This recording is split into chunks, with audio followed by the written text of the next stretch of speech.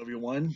Welcome to my presentation. I'll be going into the leadership topic, discussing how an agency or agency's leader can go about reforming a class and compensation recruitment process as well as the organizational structure.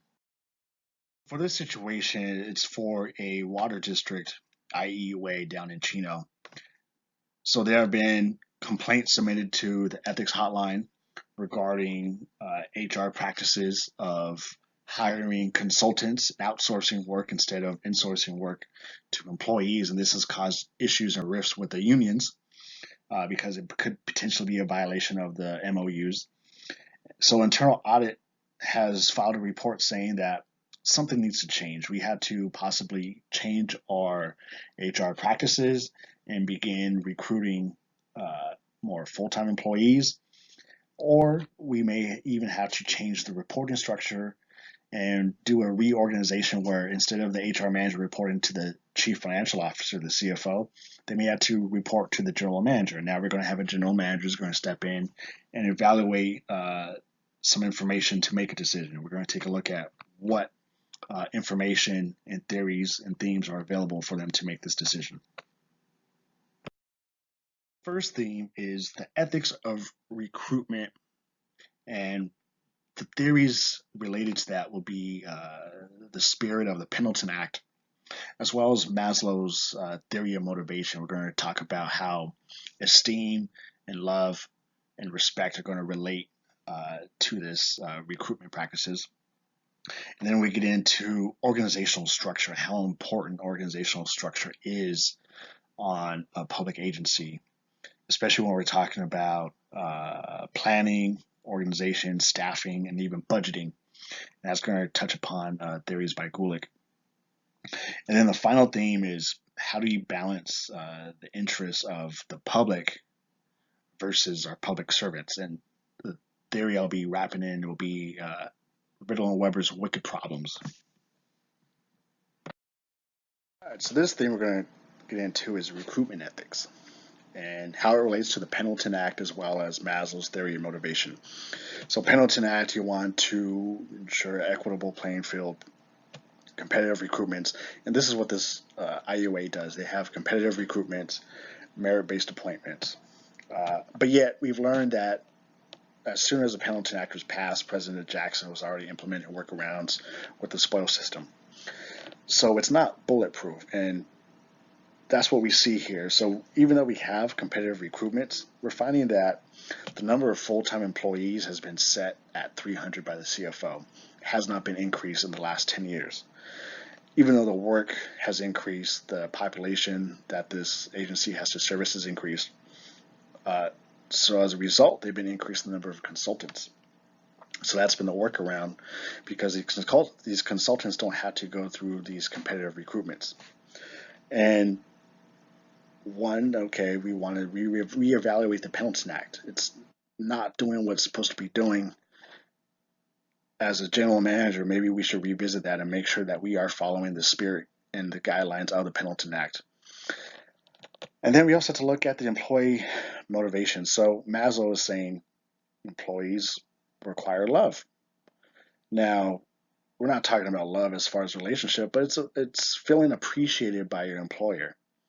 If you feel that your employer doesn't appreciate you, they're not promoting you, they're not increasing your salary, but yet they're hiring these strangers from these consulting companies, you're not going to feel very appreciated.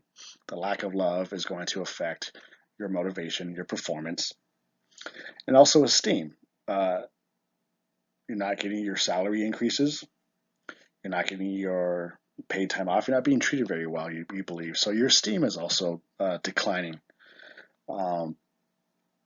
And therefore your performance is declining, the customer service is declining. These things must be considered in your recruitment practices, in sourcing and outsourcing.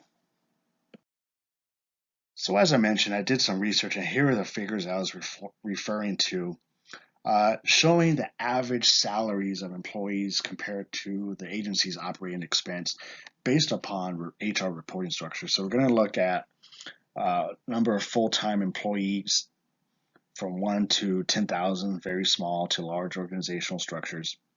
And we're going to compare the CFO when HR reports to the CFO versus the CEO, the blue and the dark blue and the gray.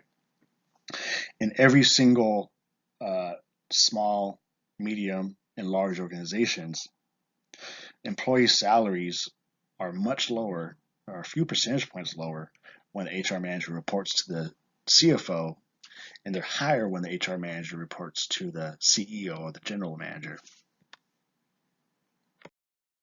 Here we have another graph showing how typically, especially from agencies that are between 1 and 1,000 employees, which IUA, they're at 300, so they're following the middle graph. The CFO treating their employees as expenses, CEO a little bit less so, more as assets. So therefore, the cost per hire for a CEO is much lower than the cost per hire for the CEO or general manager position. So this is where Gulick comes in and PosCorp, because the general manager is going to have to make some hard decisions for the long term. And more than likely, they're going to utilize PosCorp. They're going to plan for the long term. They're going to look at the organization and weigh the pros and cons of the reporting structure and how things would change if the HR manager reported to the CFO versus the general manager's position. And it's also going to affect the plan for staffing. Because if you change the reporting structure, you're probably going to have a change in staffing levels. You may have, if you change the reporting structure, you may have an increase of full-time employees and a decrease in consultants. And that's going to affect your budget because you're going to have to expend more on things such as paid time off, employee training, and the more obvious one, maybe higher salaries and employee benefits. You have to pay for the healthcare costs. So then you have to ask the question as general manager, are employees expenses or assets? Now, we saw that we're going to assume that the CFO is treating them as expenses. They're keeping costs down. It's creating a negative atmosphere for the employees. And we're seeing the negative effects of outsourcing versus insourcing. And even though it's affecting the budget positively, at first glance, you have to take into consideration all budget factors. So again, going back to low motivation employees, you're going to have a high turnover rate. You're going to have to spend more to recruit. You're going to have to spend more to fill those vacant positions. Even if you replace them with a consultant, you may even have to lose time to meet and confer with the unions to justify that. And then you're also going to have to deal with low performance from unhappy employees. Those are budget considerations that you can't quite capture because you don't have all the information available. You have imperfect information. And again, that's also one of the underlying factors in wicked problems, which we'll talk about later, because it's like you have to solve these large scale societal complex problems. You may not have all the information available, but yet you address it doing the best you can, especially from a general manager's perspective, by doing PosCorp and looking at every single thing, individualizing. Okay, we're going to plan how we're going to look at the organization, the staffing, budget considerations, and that helps you make the best decision you can from a big picture standpoint. Is utilizing PosCorp. Now, talking more about the wicked problems, the theme here is how do you balance the interests of the public and the public servants? And that's a wicked problem because there's no single correct answer for one. That kind of flies in the face of scientific management, even though scientific management is more about individual actions and jobs. At the end of the day, they're discussing that they're stipulating that there's one single right way to get a problem solved. But yet, when you look at Riddle and Weber's standpoint from wicked problems, there's no single correct answer. Society is too large and complex to have a right answer. And every organization is different. You could have the same structure, but different people in the CFO and CEO roles could bring different results, same results, we don't know. And then the wicked problem, Riddle and Weber talked about in the past, or public agencies were focused on efficiency, efficiency, efficiency. But lately, they've been focused more on doing what is right. So efficiency benefits the public highly. Public They don't have to pay as much to get the most benefits from public servants. But then they're starting to find out things. You have theories of motivation coming out. Mary Parker Follett's theory of how you go about managing your workforce's psychology and how you communicate with them. You start finding that it's probably best to do what is right, and that's going to give the most benefit to your public servants. And by doing so, you're actually going to increase the benefits you're passing on to the public. But then it's all about public perception because, okay, say the general manager does a reorg, the HR manager reports now to the general manager instead of the CFO. They treat their employees as assets instead of expenses, so then salaries increase, benefit expenditures increase. And as a water district, they may have to increase their water rates, their sewer rates. Now, the last increase was about 41 cents a month, per person, very small. But the public notices, they take issue with it. Why do I have to pay 41 more cents? What extra benefit am I getting? Actually, the pipes are getting older, and I'm taking more issues. They're getting loud, noisy. I don't even want to pay more. I feel like I need to pay less.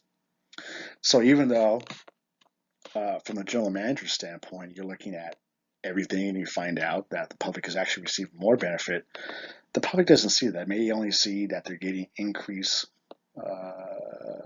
The bills are increasing, and they're going to take issue with it. So then, from the general manager's standpoint, you have to look at this wicked problem and determine how you're going to even, you know, evaluate and change your agency's branding and marketing and outreach.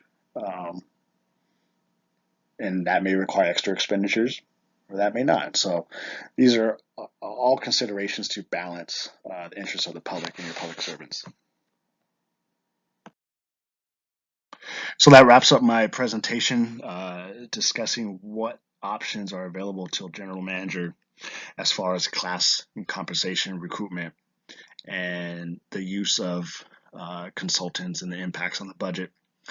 And I would say that the general manager, more than likely, if he or she is focused on doing the right thing, they would probably restructure the organization so that the HR manager reports to them directly, and then maybe look at possibly decreasing the number of consultants, increasing the number of full-time employees to improve employee morale. And the idea of improving employee morale is to therefore lead to greater efficiency, which in the end leads to customer service, greater enhanced customer service. And these are the three pillars of excellence I believe that the general manager will focus upon, using the ethics and standards, the spirit of the Pendleton Act, the spirit of resolving wicked problems, and in the spirit of maximizing the benefits of utilizing PosCorp. So that wraps up my presentation. I thank you for listening, and I look forward to listening to yours.